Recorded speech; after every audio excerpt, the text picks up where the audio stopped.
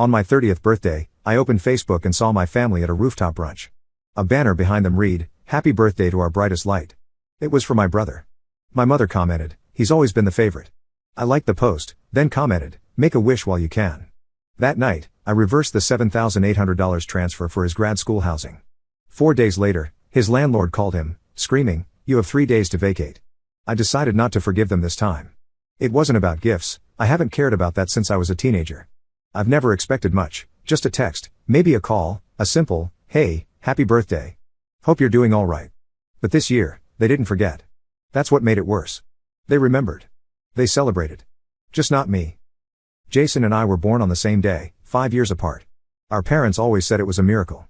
When we were kids, we shared birthdays, 2 cakes, same room, same guests. I never really minded, it was kind of special. But somewhere around the time Jason turned 16, the joint party stopped. My mom said he deserved his own thing, his own space. Funny how I never got mine. I still called every year, texted first, and picked out something for him if I had the time. He never did the same. But I figured that's just who he was. I let it go every time, told myself it didn't matter. But this year, it wasn't a slip. It wasn't bad timing. It was deliberate. On the morning of my 30th, I texted Jason, like always, "Happy birthday, man. Hope it's a good one." He replied 3 hours later with a thumbs up. That was it. No one else reached out, no call from my mom, no text from my dad, nothing from my aunt or uncle. Rachel and Eli, my cousins, sent a quick happy birthday message around noon, which felt weird because they're usually better about it. Then I opened Facebook. The first thing on my feed was a live stream from Rachel. I tapped it without thinking. They were on a rooftop somewhere in the city, white tablecloths, gold balloons, a ridiculous brunch spread. Everyone I grew up with was there, my parents, both my cousins, my aunt and uncle, even Jason's friends from college. Amanda walked into the room while I was watching and didn't say anything. She just stood next to me. Jason was front and center. He had a cake with 5 lit candles, and everyone was singing. Right behind him, a massive banner floated against the skyline, "Happy birthday, our brightest light." I didn't blink. I didn't speak. They all knew it was my birthday too, same as it's been for 30 years. I watched the whole thing, waited for someone to say my name, a joke, a mention, anything. Nothing. Then I saw my mom's comment under the post, "He's always been the favorite," like it was charming. Like it was some inside joke they were all in on. That's when it changed. I didn't feel sad. I didn't feel angry. I just felt done. I liked the post, then left a comment, "Make a wish while you can." Jason wouldn't have paid rent this month if it weren't for me. A couple of weeks earlier, he'd called me in a panic, said his stipend hadn't come through yet. He was short on cash, didn't want our parents to know. I told him I'd cover him for a bit, no problem. It was $7,800, his grad school housing wasn't cheap. The transfer was scheduled for Monday. That night, I sat at my laptop, pulled up the transaction, and canceled it. 4 days later, I got a voicemail from Jason's landlord. It was meant for him, but he accidentally called me instead, screaming about breach of contract, saying Jason had 3 days to vacate. I didn't return the call. I didn't respond to Jason's messages either, not when he asked what was going on, not when he begged for help, not even when he said he was going to lose everything. Amanda never said, "I told you so," but I could see it in her eyes. This time, I didn't feel like the bad guy. I felt like the only one paying attention. Jason didn't text me again after that 4th message, no calls, no angry voice memos, no guilt tripping, just silence. Maybe he thought I'd come around, or maybe he finally realized I wasn't bluffing. But someone else did reach out. My mom called 3 days later. I let it go to voicemail. She didn't even mention the birthday, just asked me to call back when I had a minute, said it was family related. Amanda and I were folding laundry in the living room when I played the message out loud. She didn't say anything until it ended, then looked at me and said, "Don't." So I didn't. But she didn't give up. That night, she texted me a photo of Jason standing on the curb with all his stuff in black trash bags, his laptop bag slung over one shoulder, 2 duffel bags at his feet. He looked like he was waiting for a ride, or maybe a rescue. She added one line, "I hope you're happy." I didn't respond. Then came the call from Rachel. She started softly, asking if I was okay. I said I was fine. She said the birthday thing had been a little awkward and that she hadn't realized until later that no one had even mentioned me. I told her not to worry about it. She hesitated for a second, then asked if I had canceled Jason's housing money. I said, yes. There was a pause, and then she said, "You know he's moving back home, right?" That was the moment it clicked. He wasn't just getting kicked out of his apartment. He was going back into the house where I left my dog. I had to give up Leo 2 years ago after our daughter was born. Amanda and I tried, but our apartment was too small, and Leo needed space to run. My parents offered to take him in, said it would be temporary, just until we found a bigger place. He adjusted, and they got attached, and eventually, It felt cruel to take him back. They'd send me pictures sometimes. He'd still get excited when he heard my voice on speakerphone. I hung up the call with Rachel and just sat there. Amanda saw something on my face and asked what. I told her Jason was moving in with my parents. She asked about Leo. I didn't answer right away. 2 days later, Leo was gone. I found out through Craigslist, a post someone sent me, beautiful purebred golden retriever. Great with families, 6 years old. Rehoming due to lifestyle change. The photos were of Leo in my parents' backyard, same red collar, same spot under the oak tree where he used to dig. The listing was from my dad's email. No call, no warning, no explanation. They didn't even offer to let us take him back, just sold him like he was an old couch taking up space. Amanda was the one who cried. I just stared at the screen. That was the moment I knew. They wanted to punish me. They wanted to teach me a lesson for embarrassing Jason, for breaking the unspoken family rule of keeping him untouchable. I think they expected me to call, to apologize, to beg for the dog back. They didn't understand. That was the last piece of leverage they had, and they gave it up. So now, I took everything else. I didn't tell them I knew about Leo. I didn't call, didn't send an email, didn't show up. I let them sit in silence and wonder whether I knew. That was the one thing they hated most, not knowing what I knew or what I'd do. Amanda handled it better than I did. She cried once, briefly, the day we found the Craigslist ad. After that, she was calm, focused. I think she'd been waiting for me to stop playing the peacemaker role I'd been stuck in since Jason hit puberty. We stopped talking about what had been taken. We started talking about what was left. Update. Jason's internship was the obvious move, a boutique PR firm in River North, not huge, but enough of a name that he made sure it was in every conversation he had. My dad pulled strings to get him in, probably owed someone a favor. Jason called me the day he got it, like we were still close, said it was a foot in the door, maybe even a long-term gig if he could impress the partners. I waited a week before doing anything, long enough for him to get comfortable. Then I started digging. I made a burner Gmail, cleaned the metadata off some screenshots, and put together a short little package. It wasn't even deep, just his own words, a story he posted a year ago where he joked about using ChatGPT to write his undergrad thesis, a video of him drunkenly mocking the kind of clients the firm worked with, a text he once sent a mutual friend bragging about padding his resume with fake consulting projects. It wasn't a smoking gun, but it didn't need to be. In PR, perception is everything. I sent the email anonymously, just enough breadcrumbs to stir internal doubts. I didn't expect a nuclear fallout, just a steady leak. I gave it 3 days. On the 4th, Jason posted an Instagram story, just a black screen with the words, "Some people will smile in your face and gut you the second you turn around." No more office pics after that, no more posts about early morning grind or latte shots at his desk. A week later, Amanda found that he'd quietly removed the internship from his LinkedIn. I knew what that meant, someone up top didn't want the headache or the optics. Still, I didn't say anything. I wanted to see what they'd do when they started to suspect it was me, but couldn't prove it.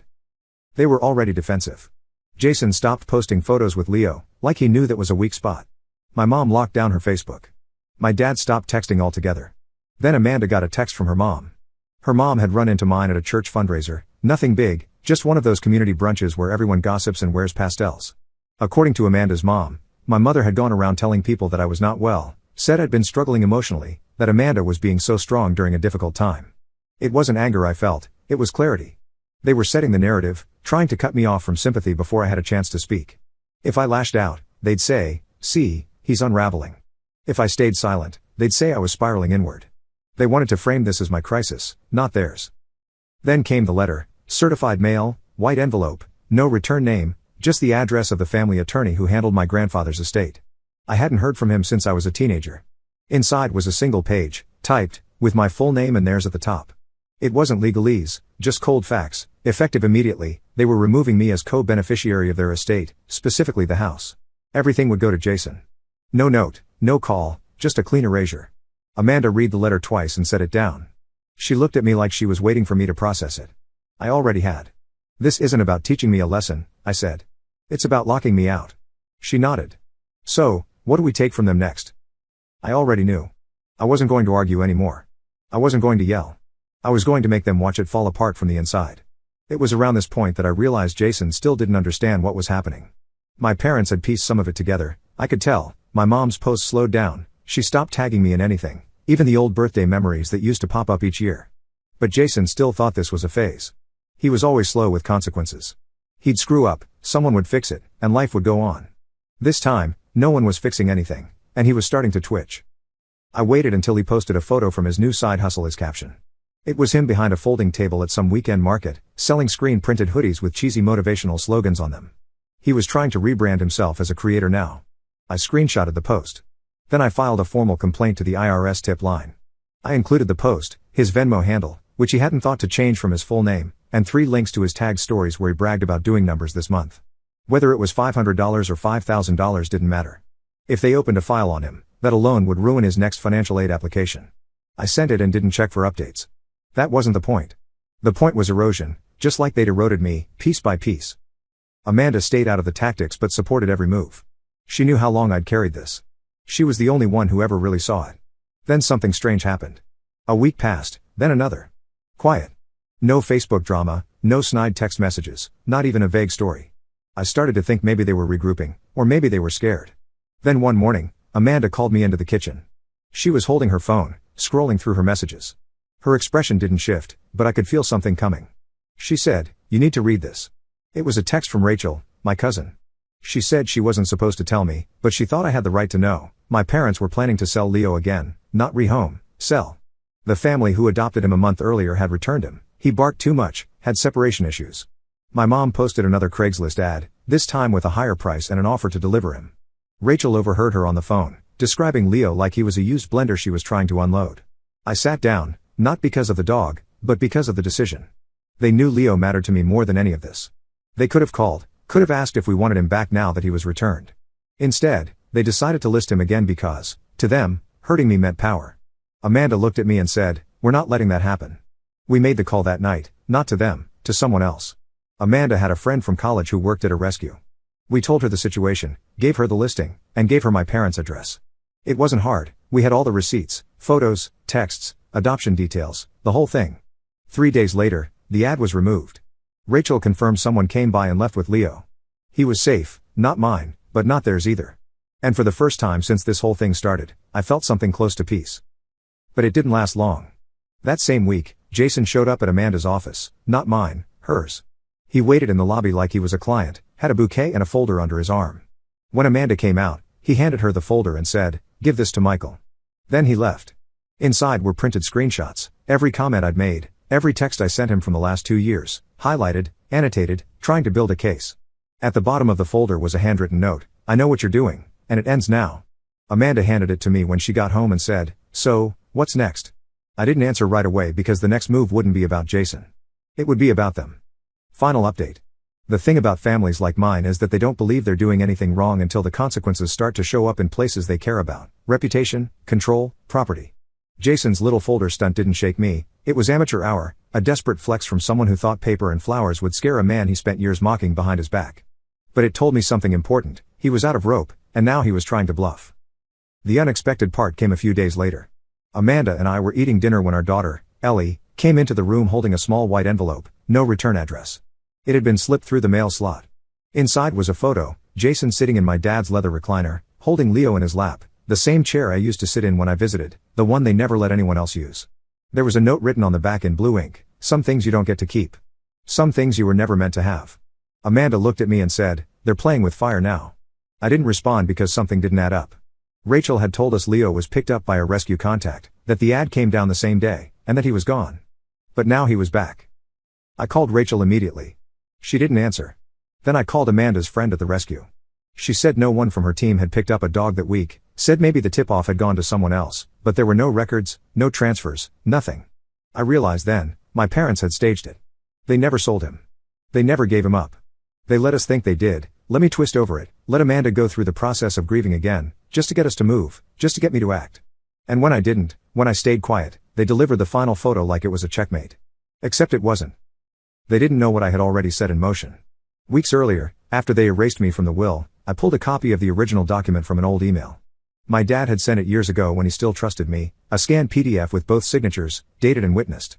It named me and Jason as co-beneficiaries of the house. And the house had problems.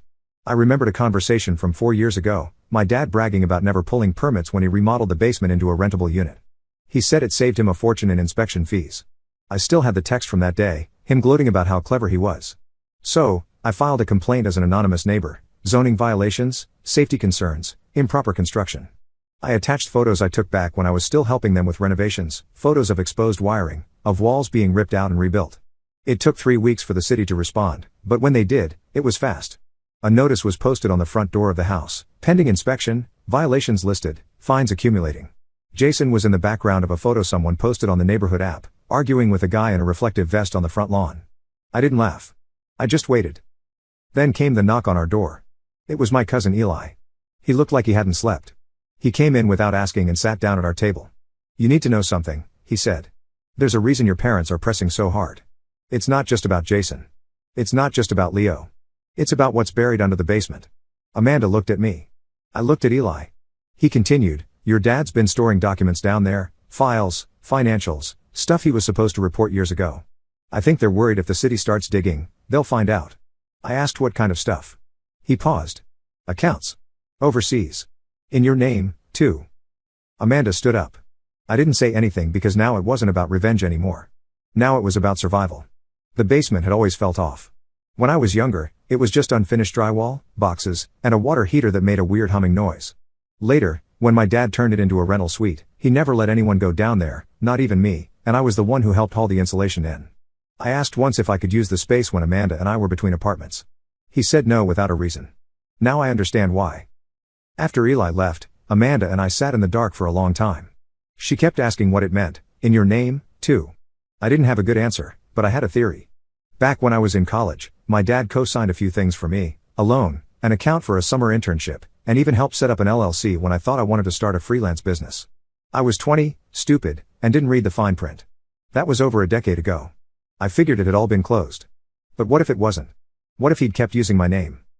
We couldn't call the city, not yet. If inspectors walked into that basement and found something with my name on it, I didn't know which direction the blame would go. So, I called someone else, a lawyer friend from Amanda's side, a quiet guy, low profile, who works with whistleblowers and financial disputes. I didn't give names, just laid it out as a hypothetical. He didn't flinch, saying if documents existed linking me to unreported assets, I needed to get ahead of it fast. He gave me a number to call, said they'd walk me through a voluntary disclosure process. Amanda looked terrified. I was numb. But first, we needed proof. I called Rachel again. This time, she picked up. I asked her straight, "Did you lie about Leo?" There was silence. Then she said, "I had to. Your mom said if I told you he was still there, she'd make sure I never saw a cent of anything. I'm sorry." She added, "One more thing, if you're going to do something, do it now. They're moving stuff out of the basement tonight." I ended the call and stood up. Amanda was already grabbing the keys. We drove. I hadn't been to the house in almost 2 years.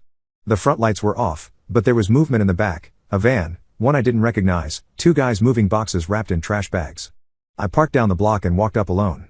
Amanda stayed in the car, engine running. I knocked once, hard. My dad opened the door. His face dropped. I stepped inside without asking, walked straight to the basement door.